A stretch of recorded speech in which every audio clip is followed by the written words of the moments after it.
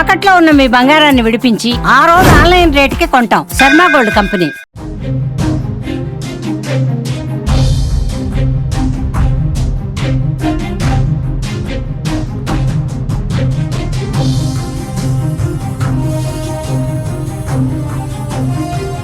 పశ్చిమాఫ్రికాలోని బుర్కినా ఫాసోలో జిహాదీ ముష్కరులు మారణ హోమం సృష్టించారు.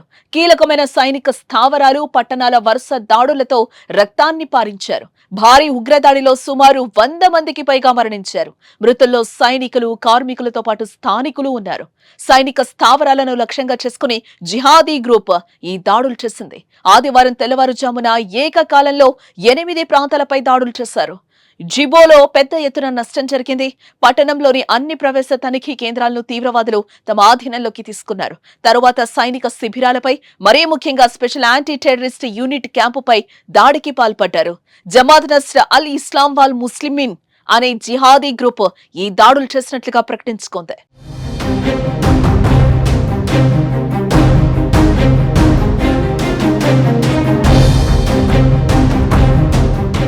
23 మిలియన్ల జనాభా కలిగి ఉన్న బుర్కినా ఫాసోలో సైనిక జుంటా పరిపాలన కొనసాగుతోంది.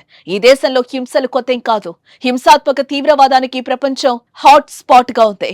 అందుకే ఏ దేశం ఆఫ్రికాలోని సహెల్ ప్రాంతంలో అత్యంత భద్రతా సంక్షోభం ఎదుర్కొంటున్న దేశాల్లో ఒకటిగా ఉంది. గత కొన్ని సంవత్సరాలుగా ముష్కరుల దాడులు పెరుగుతున్నాయి.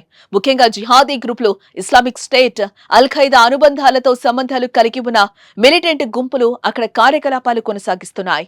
ఈసారి ప్రాణ నష్టం తీవ్ర స్థాయిలోనే ఉంది. మరోవైపు గాయపడ్డ వారిని దగ్గరలోని ఆసుపత్రులకు తరలిస్తున్నారు.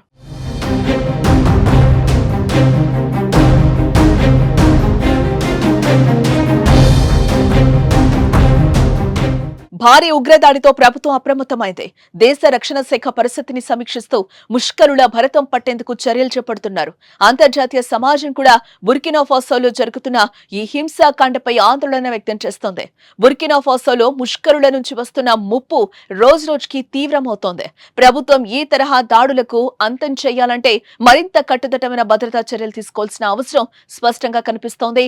ఇటు మరోవైపు దేశ సైనిక దళాలు పౌరులను భారీగా మిలిటరీలోకి తీసుకుంటున్నాయని, కానీ వారికి సరైన శిక్షణ ఇవ్వడం లేదని, దీనివల్ల పరిస్థితులు మరింత దిగజారే అవకాశం ఉందని విశ్లేషకులు హెచ్చరిస్తున్నారు.